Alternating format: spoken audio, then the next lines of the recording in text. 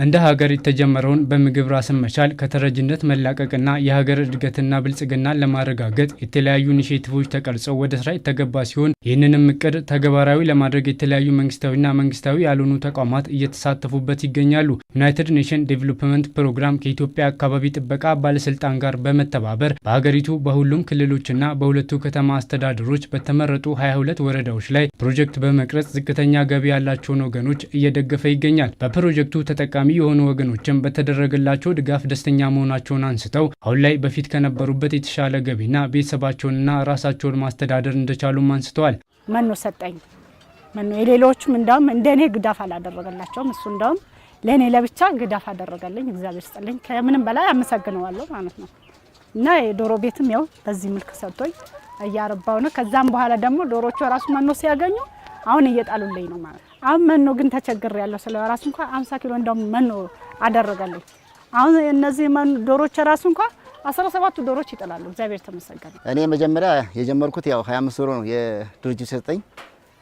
25 ዶሮ ተነስቼ ነው እዚህ የደረስኩት እና አሁን በዚያ በኔ ጋር ያሉት 95 ዶሮ አሉኝ ከ25 ተነስቼ ማለት ነው። ባገኙትም ድጋፍ ተነሳስተው ስራውን የበለጠ አጠናክሮ ለመቀጠል ቁርጠኛ የሆኑት እነዚህ ወገኖች ነገር ግን አሁንም ውስንነት እንዳለባቸው ይጠቅሳሉ። እኛ ችግራችን አሁን ምንድነው የገበያ ትስስር የለንም። አሁን ይሄም ትስስር እንዲደረገን፣ ሁለተኛ ደግሞ ሳይ መኖሃን በጣም ችግር ላይ ያለ ነው። ተሰጠን አሪፍ ነው። አንድ ሶስትነት አንድ አውራ ተሰጥቶኛል። አሁን እግዚአብሔር ይመስገን በርከት ብሏል። አቅም ስለሌለኝ የመኖ ችግር አለ።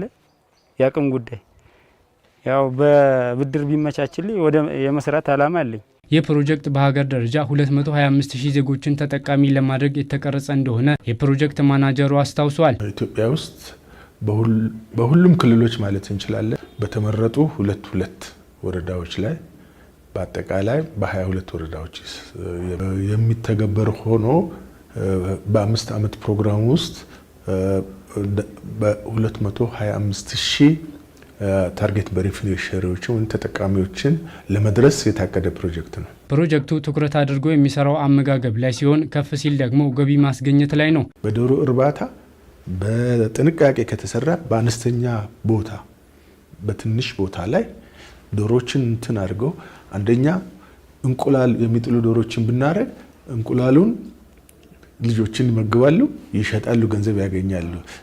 ልጆቹ ኒውትሪሽናሊ እንቁላል መብላት ከቻሉ በሳምንት የተወሰነ ቀን ማለት ጤናማ ዜጋ ፈጠርን ማለት ነው።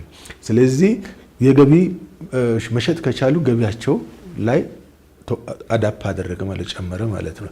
እንደነዚህ ኤሪያዎች ላይ ፎከስ አድርገን የመጨረሻው ኮምፖነንት ደግሞ ኢንተርፕሬነርሺፕ ዴቨሎፕመንትና ማርኬቲንግ ላይ ነው የምንሰራው። ኢትዮጵያ ጥሩ አየር ንብረትና መልክዓ ምድር ያላት ሀገር እንደሆነች አንስተው ሁሉም ማህበረሰብ ተቀራርቦና ተረዳርቶ መስራት የማይቻል የሚመስልን ነገር መስራት ይቻላል በማለት መልእክታቸውን አስተላልፈዋል።